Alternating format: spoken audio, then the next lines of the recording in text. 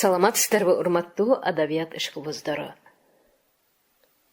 Кыргыз эл жазуучусу Касымалы Баялиновдун Боордоштор романы. Шаарды коргоо.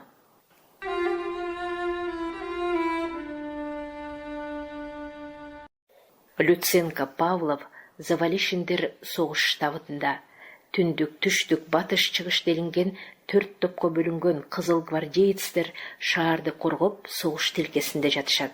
Түндүк батыш жакта Мамонтов менен Эмелевдин отряддары, большевиктер дружинасы, кара жумушчулар. Бересневдин отряды булар чыгыш түштүк фронтунда. Ошентип алар шаарды айланата чеп тартып актар менен салгылашууда.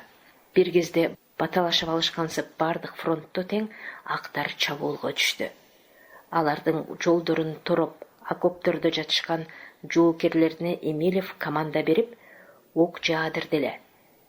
Койдой жайылып каптап келе жаткан жоо кайра артына чегинди. Чыгыш фронтунда дагы актар чабуулга түшкөндө кандайдыр бир жактан жер сууну дүңгүрөтө замбирек атылды. Көрсө штабтагылар Сары чүркөөнүн мунарасына орнотушкан замбиректери менен душмандын алдын турой атышкан экен. Күн кечтеди. Актардын чабуулу токтоп, айлана тынч, жымжырт, ошондо дагы коркунучтуу көлөкө аңдыгансып, жүрөк кургур сырпылдайт. Мындай ажалдуу түндө ким уктай алсын? Бардыгы тең жаздын нымдуу таласында. Окоптордо көз ирмешпей таңды аппага тырышты. Фронттун бул участогунун жетекчилери Виноградов, Рудашиктер согуш позициясын текшерүүгө кыдыра басып келе жатышып, актар жака көз салышса, алардын аралап качышканы дагы, же жакындап жатышканы да белгисиз. Эки ортодо эчтеке болбогонсуп айлана мемирейт. Как эткен карга, кок эткен кузгун жок. Эмнеси болсо дагы фронттун баш учуна көз чаптырайын деп Рудольф башатчыга чыга калды эле. Жолдоштору түш ал жактан түш дегенче болбой эле мылтык тарс этип, огу Рудольфтун кулак мээсин чуулдатып жантып өттү. Кичи Алматы суусунун арка өзүндө жер бетин бербей кара таандай каптап келе жатышкан актар. Мына атышты көрсөң, тарс турс. Чагылган чартылдап, аска тоолор урагансып, айлана атылган октордун кучагында. Жарадар болуп канга боелуп, эс үчүн билбей жаткандар, өлгөндөр бар.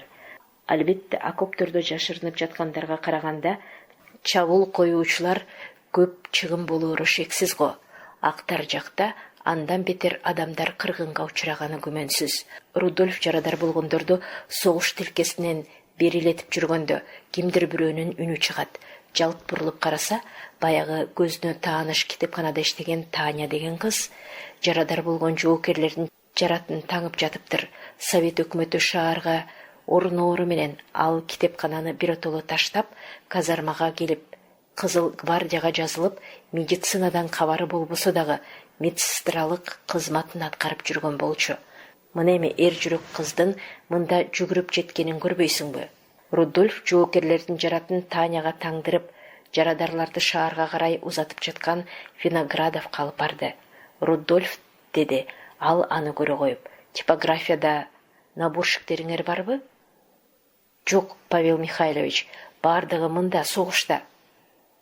Малетин кайда? Ал дагы мындабы? Ооба. Батыраак жиберчи аны мында. Рудольф тез жетип кабар этээр менен Малетин дагы келип калды. Семен Григорьевич, деди Виноградов Малетинге.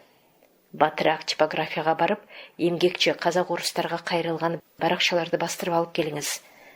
Кайрылалы алданган казактарга. Антпесек көрдүңүз го, эл эмне болуп жатканын. Минтип, жоо жакалап, шаштыны кетирип, эмне кылаар айласын табыша албай турганда, кайрылууну кандай жазуу жөнүндө акылдашууга убакыт барбы? Малетин жүгүргөн бойдон типографияга келди. Арип терүүчүлөрдөн мында бир дагы адам калбаптыр, баары согушта. Эмне кылыш керек? Заевы Нюрадагы арип тергенди азыраак билчү эле, ага акыл салып көрсө. Эмне канчалык сарсана болосуң? Теребиз эптеп. Жардамдашар кишим да бар, деди да ал кайдадыр бир жака жүгүрдү. Малетин колуна калем кагазын алып столго отурду. Шашкангабы же коркконгобу мээсине эчтеке кирбейт. Эптеп бирденке жазып, окуп көрсө башкача. Кой, бул жарабайт, башканы жазайын деди. Жыртып таштап башканы жазды. Аны дагы жаратпай кайратытты. 3-чү рет жазганын жаратып, өзүнө окшоп арип тергенде чала була билген бир аялды ээрчитип келип, баятан бери жанында турган Нюрага карматты. Малетиндин бардык ою эс тарты аялдар терип жаткан ариптерде. Батыраак терилип бүтсө экен, чачылбаса экен, бастырып чыгарып эртерээк согуш тилкесине жеткирсем экен деген тилекте. Антпегенде кантсин большевиктердин наамынан Виноградов ага ушундай чоң жоопту иш тапшырбадыбы? Кандай кылса дагы аны ал аткаруу керек. Ким билет, балким далай кишинин өлүмдөн аман калышы ушул бастырылып чыгарылып жаткан анын баракчаларына байланыштуу чыгар. Эки аялдын эптеп тергендерин түнү бою ал бир топ кагазга бастырып чыгарды дагы күндүн нуру чачыраарда Виноградов калып барды. Анда төмөндөгүдөй сөздөр жазылган. Эмгекчи казактар, биз силерге боордоштук, туушкандык менен кайрылабыз. Силер да биз шекилдүү падыша заманында эзилдиңер эле го. Ошондон кутулалы, эркиндикке жетели деп минтип согушуп жатабыз. А силерчи, ким үчүн, эмнеге согушасыңар? Падыша заманын кайрадан тургузуугабы? Ал заман кимге керек? Кана айткылачы, туугандар. Помещик, капиталисттер, атаман, офицерлерге гана керек ал заман. Алардын айтууларына алданбагыла, туугандар. Мүдөңөрдү коргой турган эл өкмөтүнө ок атпагыла, токтоткулагы согушуңарды, биз дагы токтотобуз, бөөдөсүнөн элдин каны төгүлбөсүн. Баракчадагы сөздөрдү окуду дагы Виноградов. Жарайсың, Сергей Григорьевич, жарайсың. Сонун жазылган. Рахмат сизге, рахмат, деди күлүңдөп.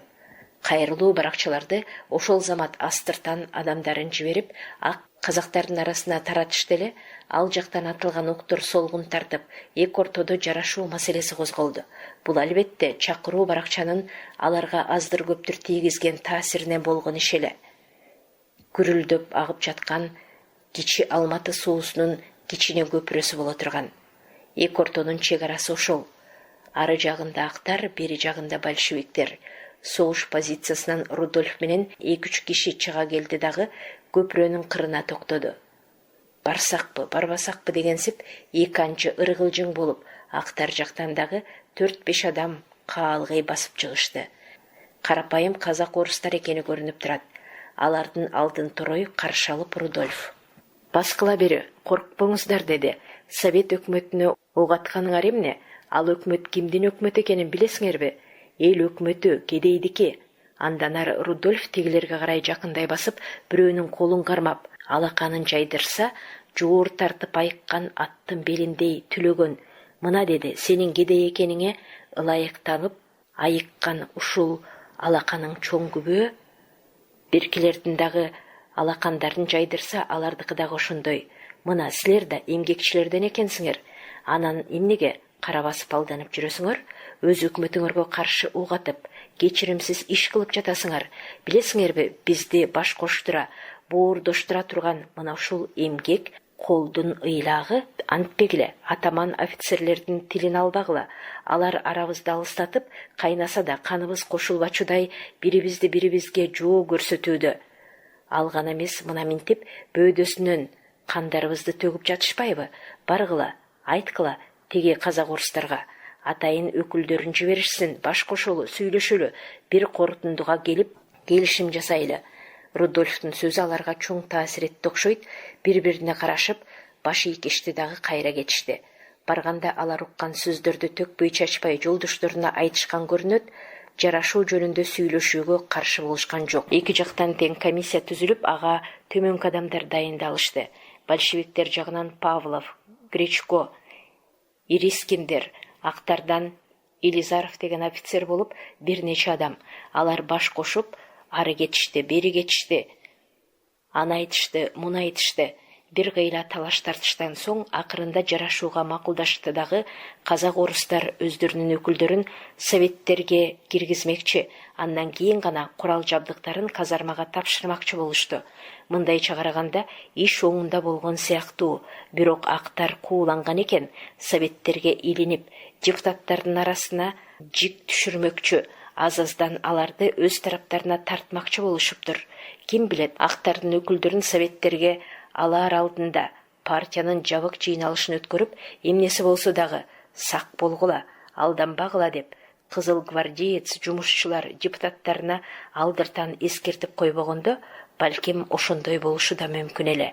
Күн тартибине советке жаңы мүчөлөрдү алуу жөнүндө маселе коюлуп, ага алына турган актардын адамдарынын ысымдары аталганда кимдир бирөө алардан кыйкыра кетти: бизди жарашсын, эгин-тегин берсин десеңер.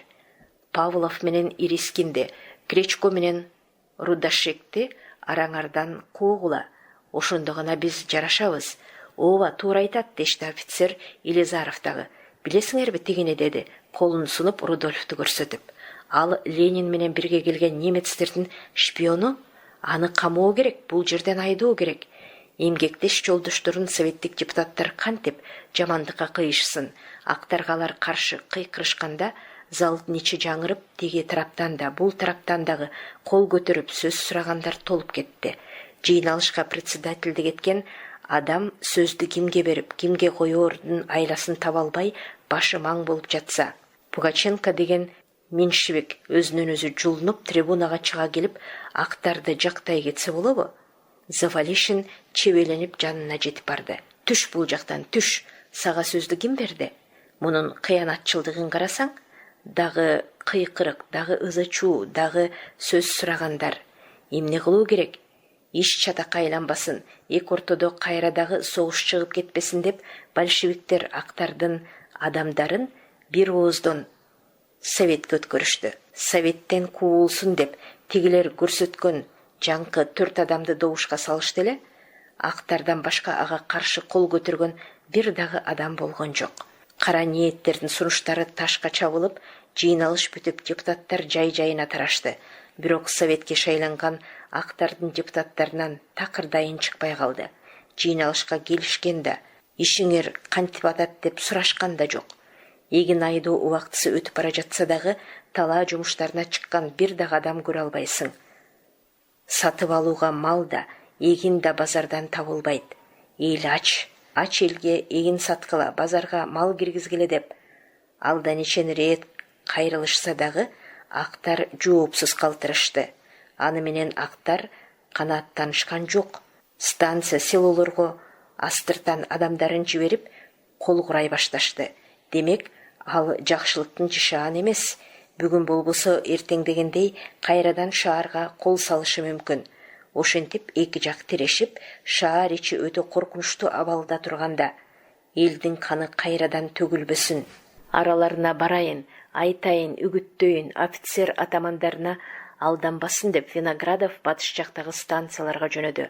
Анткени ал бир кезде Каскелеңде 3-4 жылча окутуучу болуп иштептир. Ошондо балдардын ата-энелери менен алынышып калган көрүнөт. Ошого жана өзүнүн окуткан балдарына ишенип, мен алар жамандыкка кыя коюшпас деп ойлогон экен. Бирок андай болбой, ак казактар аны камакка алышты.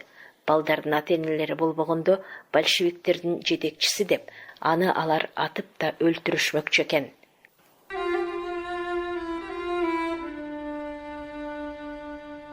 Алматынын алкымындагы жалгыз аяк жол менен батыш жакты бет алып, түн койнуна жамынып, 3 атчан адам келе жатат. Алдыбызды тосуп, артыбыздан кууган жат адамдар болбосун деп, алар анда-санда токтой калып, кулак түрө чар тарапка көз салышат. Бирок көзгө илинген караанда, шырп эткен дабыш да жок. Айлана жымжырт, ай караңгы. Төмөндө жумуп ачкан көзгө окшоп жылтылдаган оттор жанат. Айсыз түндө ээн жолдо бирөө кармап калчудай элтегин селтеңете эки жагын каранып, шаша-буша бастырып кетип бара жатышкан. Булар ким? Бирөө Павлов, биркилери аны узатып бара жатышкан эки кызыл гвардеец. Жамандык жерге жатабы? Актар Виноградовды камап коюшуптур деген кабар угулганда Павлов иш эми чатакка айланды. Бүгүн болбосо эртең дегендей актар бизге кайра кол салышат. Ага чейин мен батыраак жардам алып келейин деп шаардан ал эл жатаарда аттанган болчу. Бет алган жагы Токмок. Жакында гана эки тарап баш кошуп жарашуу жөнүндө маселе козголгондо Павловду баш кылып 4 адамды камоо керек, айдоо керек деп актар тиштерин кайрай кыйкырышпады беле? Колдоруна илинбей жүргөн ошондой адамды ээн жерде кезиге калса, актар аны эки чайнап бир жутаары шексиз. Андай болорун Павлов өзү дагы жакшы билет. Бардык өмүрүн, бардык күчүн эмгекчилге, пролетариаттык революцияга арнаган чыныгы большевик адам актардын колуна илинсем соо албасмын деп өз тагдырын ойлобостон бардык эси дарты курчоодо калган эл жана жеңип алган совет өкмөтүндө болуп түпсүз терең ойдун кучагында термелип кетип бара жатты.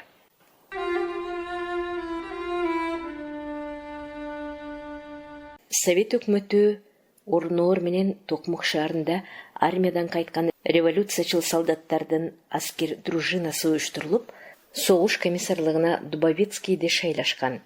Далай күн, далай түндү нымдуу окоптордо өткөрүп, согуштун оор азабын, оор кыйынчылыктарын башынан өткөргөн ал бир революциячыл идеядагы адамдардын бири эле. Павлов Ташкентке бара жатканда Токмокко кайрылып, Дубовицкий Красиковторго жолугуп, Верныйдын алабалын аларга түшүндүрө келип, эмнеси болсо дагы андагы большевиктерге жардамга даяр тургула деп кат кабар айткан. Ташкенттен кайра келе жатканда дагы андагы жолдошторунун даярдыктарын билмекчи болуп, Токмокко кайрылса, Дубовицкий шаарда жок экен. Көрсө ал областтык революциялык согуш комитетинин буйругу боюнча совет өкмөтүн орнотобуз деп, отряддагы адамдардын көпчүлүгүн алып Нарынга кетиптир. Дружинада бар болгону 30дан ашпаган адам калган. Шаарды дружинасыз калтырууга болбойт да. Павлов дароо жар салып, Токмоктун эмгекчилерин жыйнап, митинг өткөрүп, совет өкмөтү жөнүндө, ал өкмөттү кулатмакчы болуп жатышкан Верныйдагы ак казактар жөнүндө айтып келип, кан төгүп алган өкмөтүбүздү коргойлу, Кызыл гвардияга жазылгыла деп ураан таштаганда, жазылабыз деген үндөр чыгып, ошол митингде 100дөн ашуун адам аскердик дружинага жазылышкан. Андан кийин Кызыл гвардияга жаңы адамдар тартууну, Верныйдан кабар болоору менен ал жака жардамга отряд жиберүүнү Павлов согуш комиссарынын орун басары Лопатинге тапшырып жөнөгөн. Мындан бир аз күндөн кийин эле Верныйга ак казактардын чабуулу тууралуу айтылып, жардам сураган областтык аткаруу комитетинин телеграммасы келип калды. Лопатин дароо кызыл гвардеецтерди жыйнап, телеграмманы окуп, «Полянский кайдасың? Кел мында» деди. Жашы 30-35 чамасында муруту ак жуумал жигит алга өттү. «Мен сиздин буйругуңузду аткарууга даярмын, жолдош комиссар. Жаныңа бир отряд адам ал дагы Верныйга жардамга жөнө. Баргандагы максат түшүнүктүүбү?» «Түшүнүктүү, жолдош комиссар». Полянский шарт артка бурула бергенде, «Мени баласынтып таштап кетпегейле. Комиссардын алдында айтып калайын» дедиби айтор кимдир бирөө. «Мен да барам, мен да» деп айланада тургандарды күлдүрүп, кыйкырып жиберди. «Бул ким?» деди Лопатин күлүп. «Акмат, жолдош комиссар, Акмат». «Кайсы Акмат?» «Жакында Кызыл гвардияга алынган кыргыз жигити. Акматты айтасыңарбы?» «Ооба, ошол. Акмат, кел мында» деди комиссар. Акмат элден суурулуп алга өттү.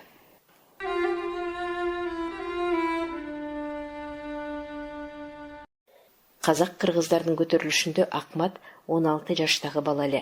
Үркүндө ата-энелери, агайын туугандары менен бирге ал Кытайга качкан.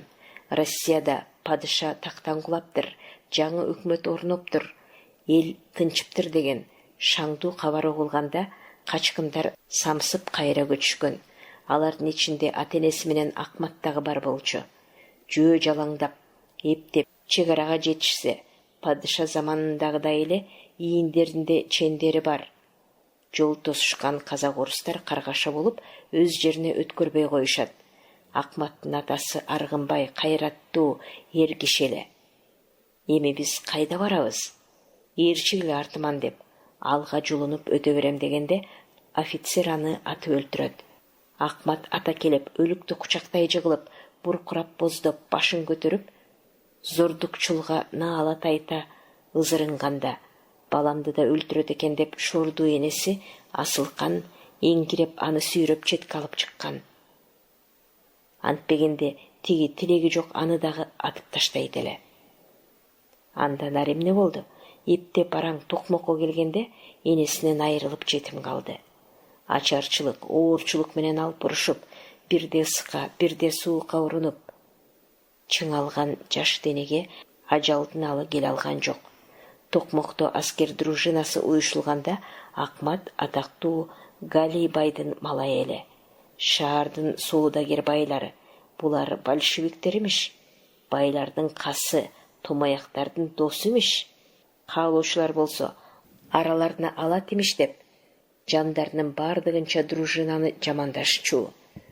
Андай сөздөрдү укканда Акмат аны жакшы көрүп, андагы кызыл гвардеецтер менен таанышкысы, ошолордой колуна мылтык алгысы, большевик болгусу келген. Кызыл гвардеецтерди ойнотууга көчөгө алып чыкканда же үн коштуруп ырдатканда, аларды таңыркай ээрчи басканын көрөр элек. Казармага кирип чыккан жоокерлерди телмере карап дарбазанын түбүнөн ал эртели кеч кетчү эмес. Бир күнү Акмат казармага бири кирип, бири чыккан жоокерлерге көз жиберип, дарбазанын түбүндө турганда, короодон ээрчише басып эки адам чыга келди. Үстүндөгү кийимдеринин формасы алардын жөнөкөй адамдар эмес, андагы большевиктерден экенин көрсөтүп турат. Ооба, алардын бирөө согуш комиссары Дубовицкий, экинчиси Лопатин болчу. Лопатин баланы мындан мурда бир нече ирет дарбазанын түбүнөн көрүп, кайыр сурап жүргөн көп качкындардын бири чыгаар деген ал. Комиссар дагы аны бир күнү көрүп калган. Мына ошол бала бүгүн да мында. Дубовицкий дароо токтой калып, көз чаптырса, кийим кечеси тытылган, бутунда сүйрөлгөн чоң чарык, кебети кешпири жардам сурап көчөдө жүрүшкөн качкындардын так эле өзү. Ал байкуш бала, жардам сурап келип жүргөн экен го, деди ал. Жардам демекчи, мында мурда комиссар ач качкындарга тамак аш, кийим кечеден көп жардам бердирткен. Ошондо төбөлөрү көккө жеткендей, муну бизге большевик берди, биз алардан айлансак болот дешип, алкыштардын айтып кетип бара жатышкан качкындардын сөздөрүн алар далай жолугушкан. Ким билет, бул дагы жардам сурап келип, батын албай турган бир шордуу бала чыгаар. Баруу керек, билүү керек. Дубовицкий Лопатинди ээрчите шарт четке бурулду дагы балага жакын басып келди. Балам, сен ким болосуң? Кайдан келип жүрөсүң? Акмат шаарга келгенден бери орусча күнүнө 10 ооз сөздөн үйрөнүп, орусча аздыр көптүр сүйлөшүүгө жарап калган. Өзүнүн кайдан келип, кайда турганын, ата-энеси жок, тоголок жетим экенин айтканда, Дубовицкий: "О, шордуу бала, анда жардам сурап келгенсиң го?" Жазгы койдун жүнүндөй самсаалаган баланын жыртык кийимдерине карап алды. Кийим кечек бердиртейинби же акчаласыңбы? Жок, деди бала, башын өйдө көтөрүп. Мага эчтекеңердин кереги жок. Анан эмне керек сага? Балким жумуштап келип жүргөн чыгарсың. Жумуш деген сөздү укканда Акмат жандана түштү. Ооба, жумушум бар. Кандайча жумуш? Айт балам, тартынба. Мен да силердей большевик болсом дейм. О, деди Дубовицкий күлүп. Жакшы тилегиң бар тура. Болосуң большевик, болосуң. Жашың канчада? 17-де. Жаш экенсиң балам. Дагы бир жылча сабыр кыл. Анан сени дагы дружинага алабыз. Эмне, бир жылча дейсизби? 18ге толгондорду аласыңарбы, деди Акмат таңыркап. Ооба, эмесе жаңылыш айтып жатыптырмын. Менин жашым 18-де. Комиссар кайра каткыра күлдү. Кайраттуу бала көрүнөт. Лопатинге кайрылды. Василий Иванович, муну алсак кантет, тарбиялайлы. Буларды көрүшкөндө кыргыздын башка жаштары дагы гвардияга жазылышаар. Адамдын көркү чүпүрөк деп төгүнүнөн айтылбаптыр. Лопатин Акматты казарманын складына ээрчитип кирип, кийинтип чыгарганда келбеттүү сонун жигит болду да калды. Мына азыр Лопатинден кайсы Акмат дегени ошол Раматылык Аргынбайдын Акматы. Комиссар чакырары менен ал аттап басып барып какайып тура калды. Жаш жигит, деди Лопатин ага, сен дагы барып актар менен салгылашайын дейсиңби? Ооба. Кандай чыйрак бала, жакшылап карап алайынчы деген кишиче Акматка көз кырын сала бир аз карап турду да: сага эртерээк го, жаш жигит. Азырынча согуш техникасын жакшылап үйрөн, анан, деди Лопатин. Ага чейин согуш бүтүп калсачы, азыр эле жибериңиз мени. Баланын анчалык өжөрлөнүп суранганына таңыркап ал: эмнеге эле анчалык согушкун келет, деди. Өч алсам дейм, жолдош комиссар. Кандай өч? Атасын өлтүргөн чек арадагы офицер жөнүндө айтты эле. Лопатин күлдү. Издеген офицериң ал жакта болбосочу? Мейли, деди Акмат кабак түйүп. Ал болбосо анын тилектеш жолдоштору бар чыгар. Атамдын эңсегени ушул заман эле. Аны тиги офицерлер ойрондотмокчу болуп жатышкан тура. Ошолордон атамдын өлүмү үчүн өч алсам дейм. Мени жибериңиз. Комиссар күлдү. Болуптур, баргын сен дагы. Экинчи күнү таң сүрөө отряд Токмоктон чыгып, Чүй суусун кечип өтүп, төтө жол менен Верныйга тез эле жетмекчи болуп, суу бойлоп чыгыш жака Кастекке карай бет алды. Отряддын алдында Полянский баштаган атчандар. Акмат да алар менен бирге. Атчандардын артында койрогулаш бара жатышкан, обоздо отурган кызыл гвардеецтер аткан таңдын жарчысындай анда-санда көк жаңырта ырдашканда, алдыда бара жаткандарда аларды коштоп ырдай кетишет. Ошондо эки жактын үндөрү айкалыша жаңырып, алдагайды угулат. Отряд Кара булакка келе бергенде темирдин шүрөөсүндөй алтын нурун ая-аламга чачыратып күн чыкты. Уй кайтарган эме болсо керек, торат минип, орус карыясы мөөн эмчек кызыл кашка уйларды жайытына карай мөөрөтүп, көчө бойлотуп айдап кетип бара жатат. Музоосун самап түнөгүнө кайра качкандарын кайда деп карыя алдын турой ары бери чапкылайт. Качууга карыя эрк бербеген соң, жок дегенде музоом менен коштошоюн деген сымак бирде чайкала басып, бирде токтоп, арт жагын карап, өңгүрөп мөөрөгөн уйлар да бар. Оокат тиричилигине эртерээк кам жеген сарамжалдуу кимдир бирөө кош ат менен арабасын кылдыратып, кайдадыр бир жака шашып кетип бара жатат. Отряд селодон өтүп, Кастекти өрдөй бергенде, арт жактарынан шаша басып келе жаткан адамды көрө коюп: бул ким болду деп, Полянский атын тык токтото калды. Жакындап келгенде караса, ал Чорный экен. Чорный баягыда токтой атасы, аялы Настя менен коштошуп, күндөп түндөп жүрүп отуруп, кече кечте Кара булакка жетип конгон. Эртеси Верныйга жардамга кетип бара жаткан Токмоктук отрядты көрүп, артынан жете келип, мына эми ага кошулду.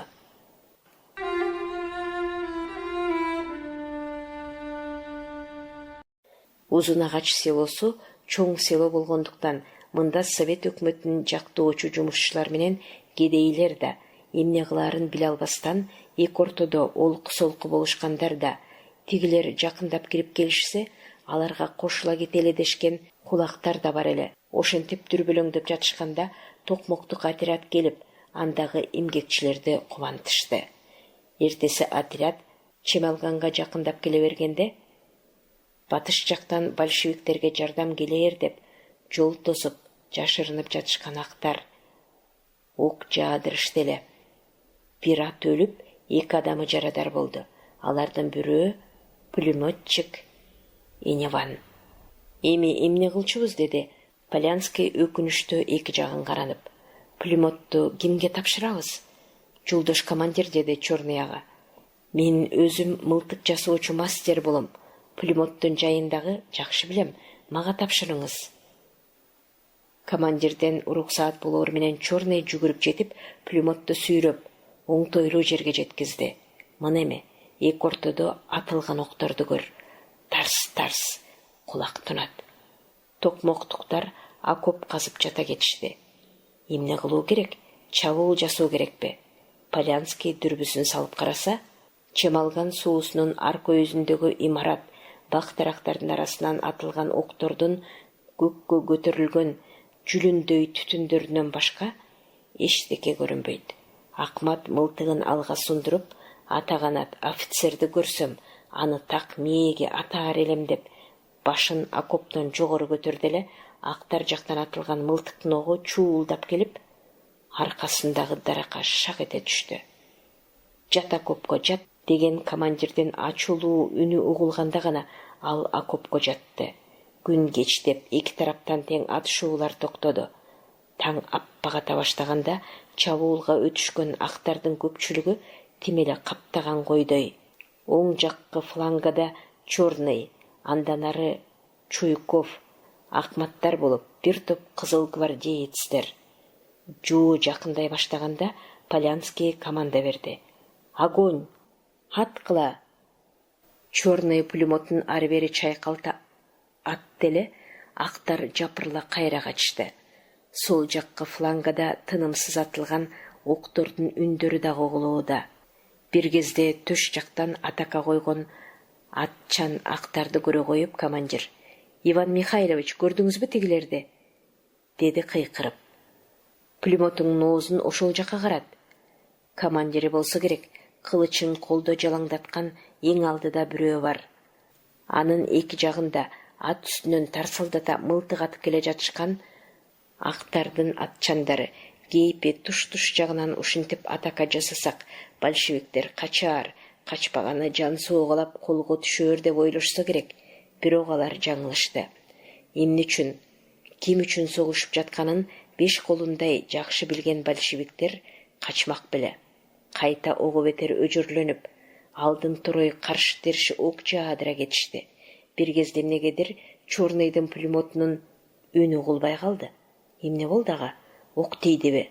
Полянский чебеленип жүгүрүп жетсе, жакындатып аларды ала атайын деген экен. Акмат башын көтөрүп караса, ат үстүнөн тарсылдата мылтык атып, команда берип, актардын боз ат минген баягы офицери келе жатат.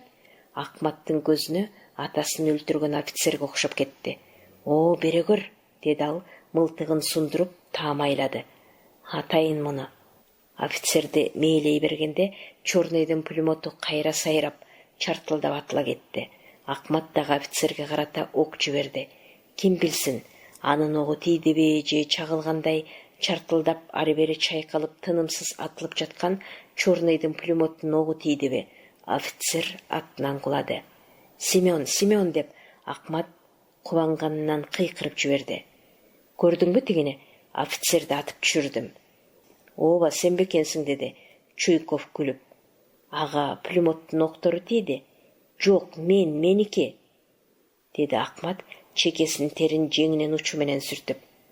Мейли, кимибиздики тийсе дагы аны атып өлтүрдүк. Өчүмдү алдым».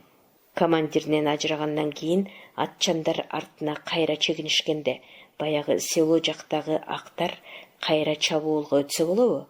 Аларды көргөндө тиги атчандар дагы кайра тартып, качырып сала беришти. Замана куурулду. Полянский шашып: «Огонь, аткыла!» деп команда берген болот. Бирок анын командасын уккан жан жок. Ар ким өз бетинче жоого каршы ок жаадырып жатышат. Бул сапарда Чорный калтаарыбастан, коркпостон пулемотун башка жерге жеткирип, бирде тиги чабуул койгон атчандарга, бирде бул жакта койдой жайылып келе жатышкан актарга ок жаадырганда, калың жоо карыш жылалбастан токтошту. Кайсы жагынан атака койсо, ошол жагына Чорныйдын пулемоту атылып жатты. Актардын чабуулу үзгүлтүккө учураганын көргөндө, кубанган командир Чорныйга жүгүрүп жетти. Пулемоттун стволун кармайын десе, кызытылган темирдей. Ушул абалга келгенче пулемоттун колунан алып түшүрбөптүр. Күн кечтеди, түн кирди, эки жак тең тынч, жайында. Үчүнчү күнү эмнегедир актардын чабуулу токтоп, октор атылбай калды. Качышкан го деп Полянский дүрбү менен караса, окопторунда жатышканы билинип турат. Эмне болду буларга? Кол салууга күчтөрүн жыйнап жатышабы? Көрсө верныйда ошол кезде эки тарап тең, жарашууга макулдашкандыктан булар ок чыгарууну токтотушкан экен. Токмоктогулар дагы ок чыгарбастан өтө сактык, кыраакылык менен окопторунда жата беришти. Антпесе ак казактарга ишенич барбы? Алдап жашырынып келип, кайрадан кол салышы мүмкүн. Күзөтчү чалгынчыларын мыктап коюп, ар кимиси өз жайларында тынч жатышканда, көктөн түшө калгансып, эки адамын ээрчитип, Павлов дагы келип жетти. Пржевальскийдеги комиссарлардын кылык жоруктарын Чорныйдан укканда, Павлов: "Доңуздарды кара", деди кыжырланып. "Кезек келер аларга. Отряд менен мен өзүм барам силерге." Ташкенттен чыккан Мураевдин отряды Меркеге келип жеткенин Полянскийден угуп, аны тездетүүгө Пишпекке карай жөнөгөнү жөнүндө кат жазып, бир жолдошун Верныйга кайра узатты дагы өзү экинчи жолдошу менен батышка карап бет алды.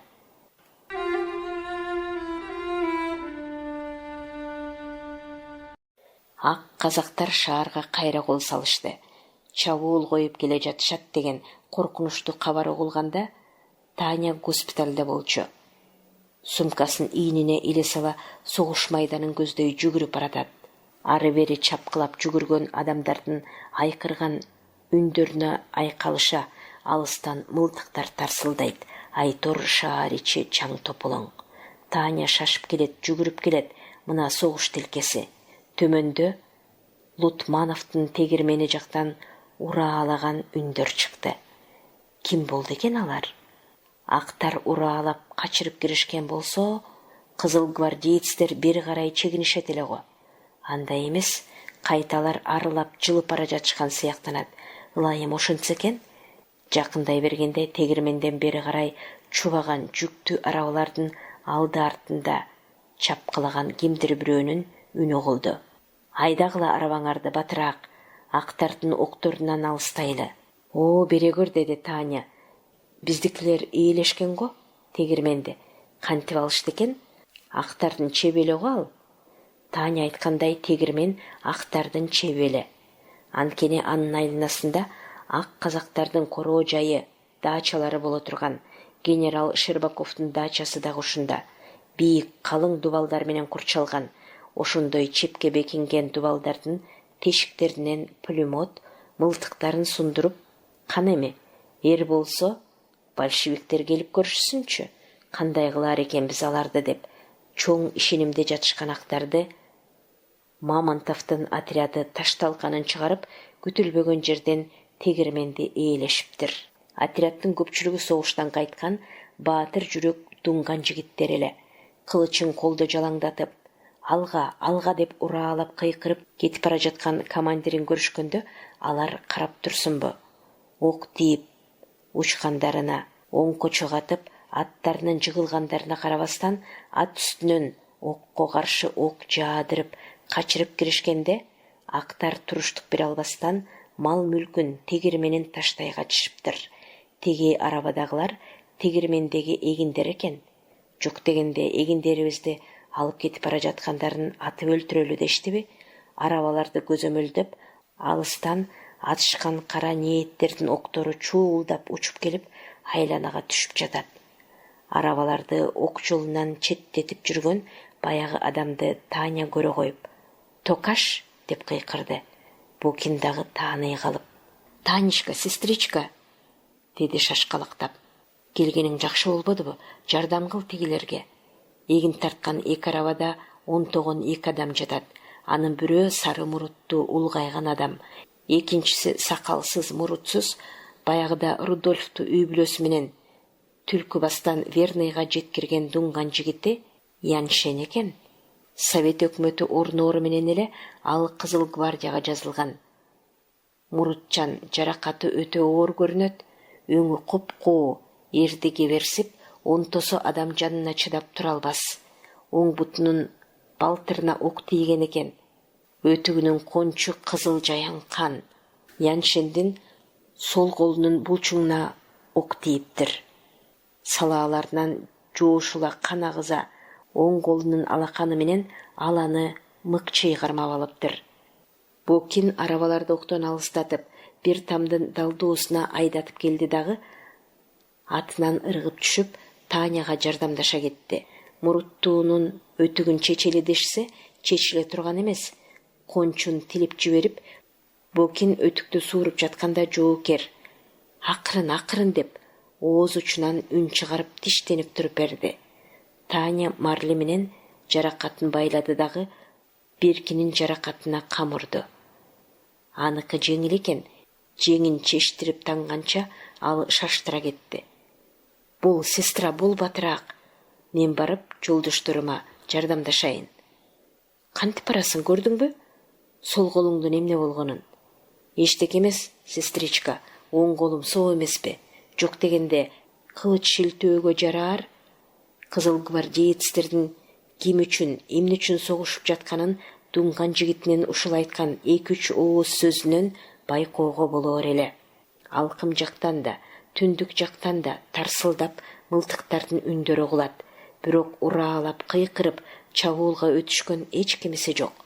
Чыгыш менен түндүк жакта да айыгышкан катуу согуштар болуп жатты. Коргонууда жаткандарды улуу жеңишке шыктандырып, штабтан бирде оңго, бирде солго атылган замбиректин үнү гүрүлдөп угулуп турат. Көз байланды. Көк жүзү чайыттай ачык. Түнкү жылге билинер билинбес шуудураган дарактардын көк жашыл жалбырактары, солкулдак чырпыктары гана болбосо, теребел терең тынчтыктын кучагында. Баш аягы 40 километрче келген согуш тилкеси жазгы түндүн ушул кооз, ушул сонун көрүнүштөрүндө мемирейт, мелтирейт. Ошондо да түн коюнун жамына келип бирөө ага бычак сайчудай, кимдин болсо дагы жүрөгүндө коркунуч, кооптонуу бар. Өрттөлгөн короо жай, имараттардан адамды чакатып, мурунду өрдөгөн, быкшыган күйүк жыт келет. Бир кезде таң сөгүлүп бара-бара ала тоонун асман тиреген арсак тиштүү чокулары, алтын эрип үстүндө төгүлгөн сүп күн нуруна бөлөндү. Ак казактар бардык күчүн, бардык мүмкүнчүлүгүн жумшашкан көрүнөт. Талгар жактан жер бети жайнап келе жаткан калың колду адам дит багып карап турарлык эмес. Эмне болду буларга? Кайдан алышты мынча күчтү? Рудольф менен Журавлев алмак-салмак дүрбү менен карашса, аял эркеги чоңу кичинеси дебей 200дөн ашуун таранчыларды тиги тилеги жоктор айдап келип, чукулунан атака коюп, кызыл гвардеецтерди кыйраталы дешсе керек. Курал жабдыгы да, күчү да көп актар антип аралаша түшсө, анда иштин чатакка айланганы да. Жакын келтирбестен окторду аларга жаадыруу керек. Анда теги күнөөсү жок, айыбы жок таранчылар кантет? Чалгы менен чабылгандай боо түшпөйбү, кырылбайбы? Рудольф эмне кылаарын биле албай, ойго батып ары-бери басып турганда, актар жактан анда-санда атылган мылтыктардын үндөрү угулду. Көрсө таранчылардын качкандарын атып, коркутуп, айдап алып келе жатышыптыр. Баласын жетелеп качам деген бир аялга ок тийди окшойт. Шалак жерге жыгылганда энекелеп ыйлаган баласынын үнү угулду. Ал үн баягыда Одессада жандармдар Рудольфту үйүнөн айдап жөнөгөндө ата келеп артынан ээрчип ыйлаган баласы Мирославдын үнүнө окшоп кетти. О, жүзү каралар, деди Рудольф. Бүткөн бою дүрүлдөп, токтоно албай кетти. Эмне кылсак бул доңуздарды? Актар жакындап келип калды. Эми атака коюшса эле, эки жак аралаша түшүп, чоң кыргын башталганы турат. Эмнеге карап турабыз? Команда берели дружинага, деди Журавлев шашкалактап. Антпесек кечигебиз. Башынан оорчулук, кыйынчылык өткөн адамда ырайымдуулук, боорукердик болот. Ошол адамдын бири Рудольф.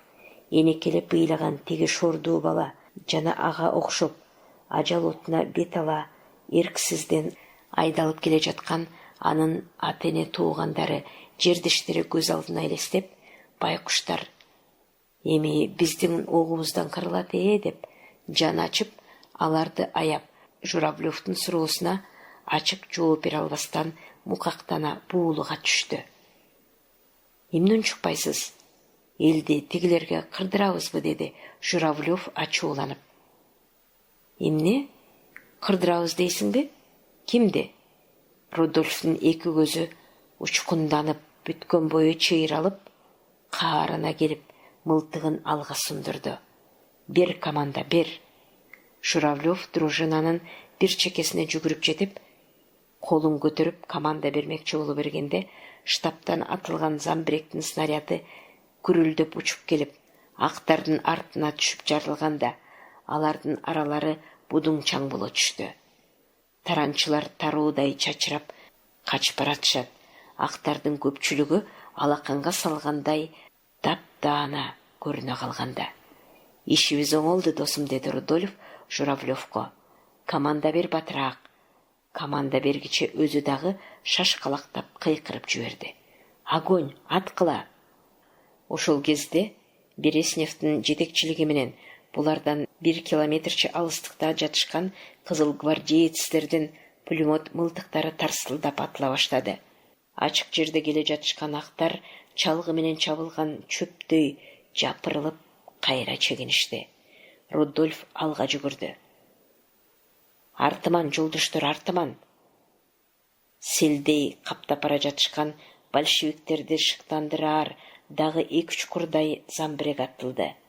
Снарядтар түшүп жарылганда үйлөрү өрттөнүп, адамдары өлүп, шаштысы кеткен ак казактар кызыл гвардеецтердин чабуулуна туруштук бере албастан качышканда, алардын короо жай имараттарын советтик жоокерлер ээлеп калышты.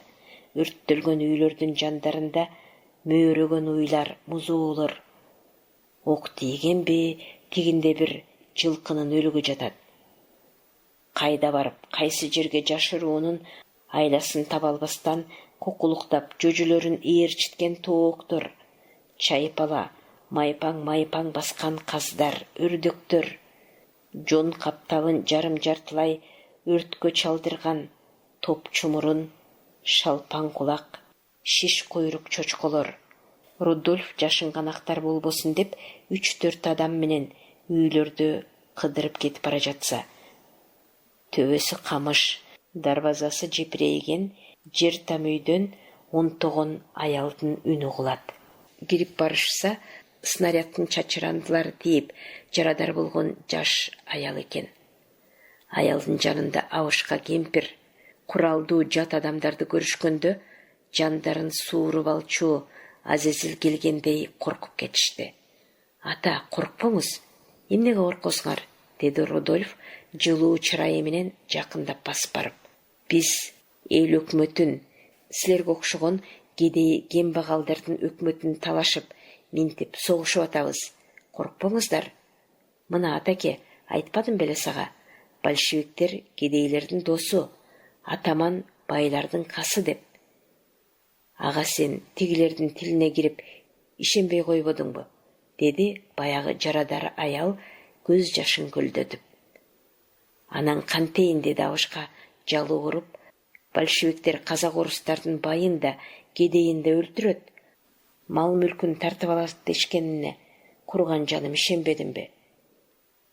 Жер жутсун аларды, жер жутсун, деди кемпири дагы кемшеңдеп ыйлап. Далай адамдын убалына калышты го алар. Рудольф аялдын жаратын таңдырып, крепостун лазаретине карай узатты.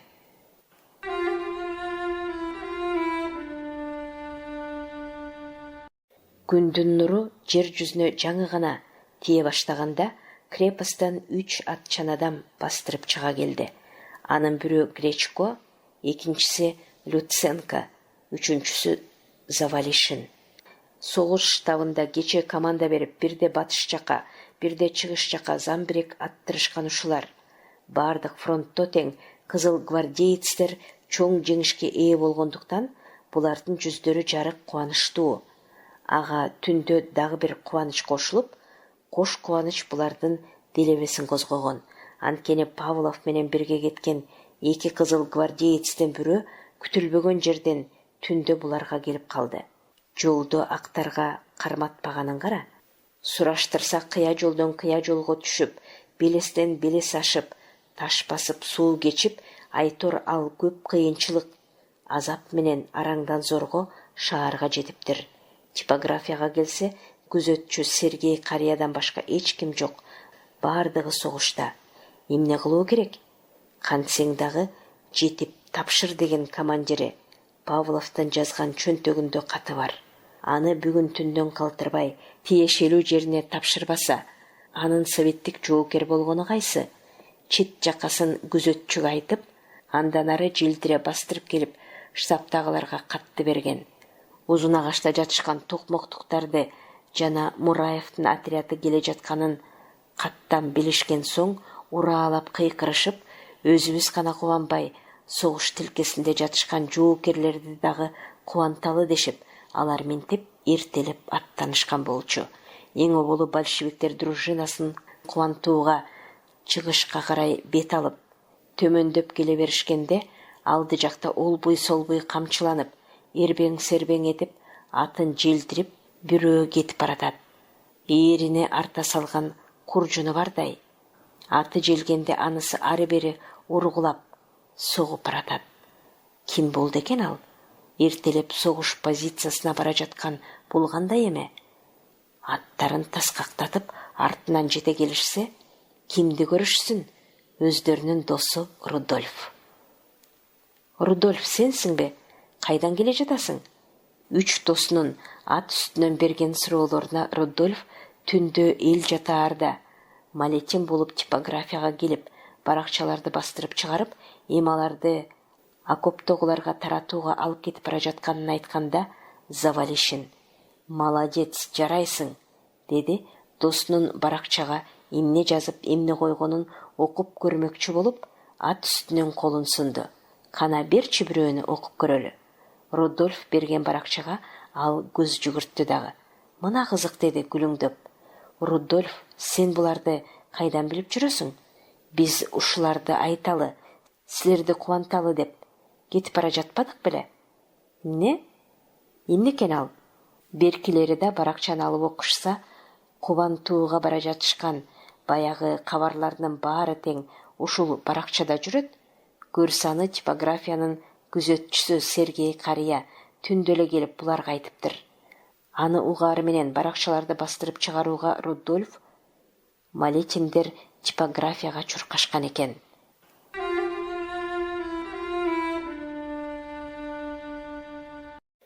Баракчадагы кабарларга шыктанышкан кызыл гвардеецтер актардын атакаларына каршы атака коюп, эки ортодо айыгышкан катуу согуштар жүрүп жатканда, батыштан күрөлдөп, удаа атылган замбиректин үнү угулду дагы, эмнегедир жамкырдай жааган актардын октору солгундай түштү.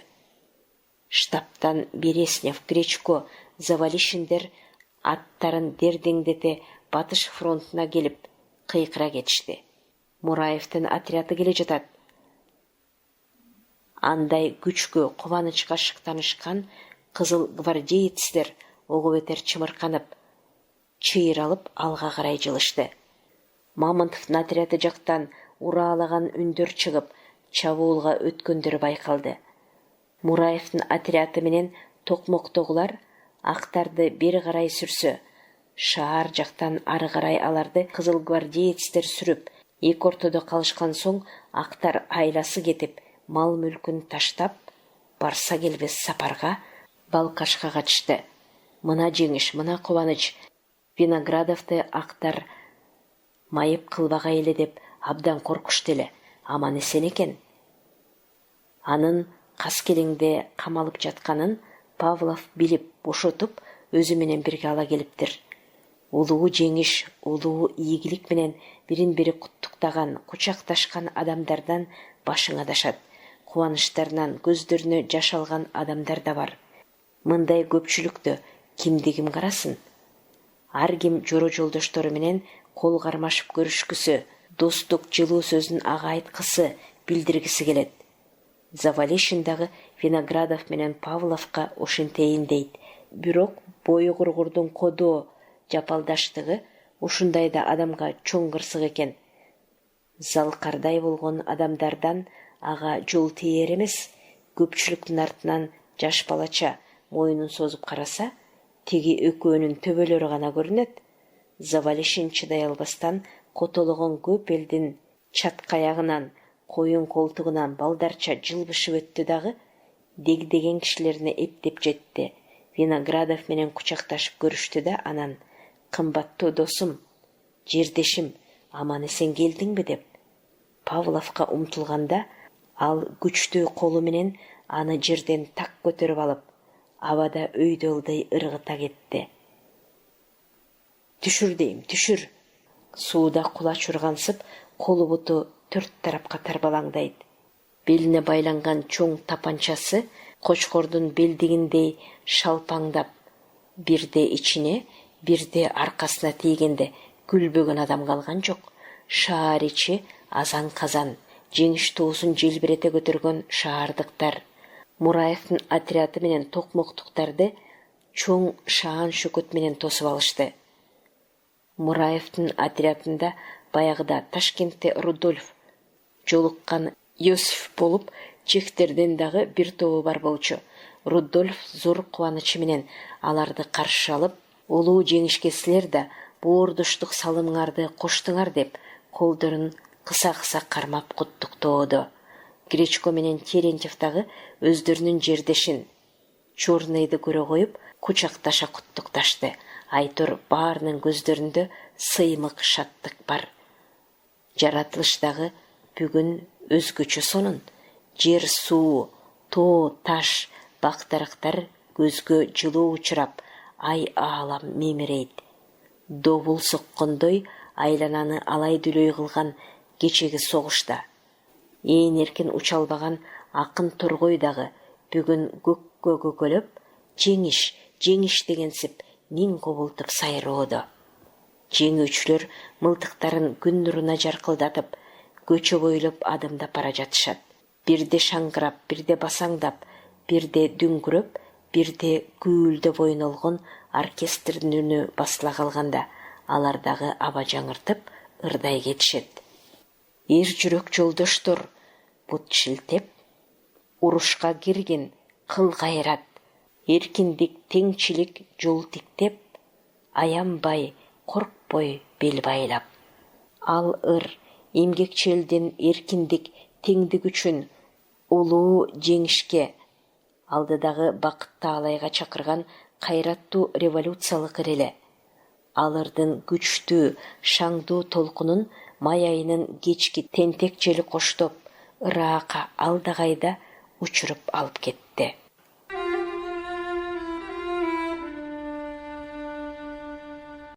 Сиздер белгилүү кыргыз эл жазуучусу Касымалы Баялиновдун «Боордуштор» романынын 2 бөлүмүн уктуңуздар.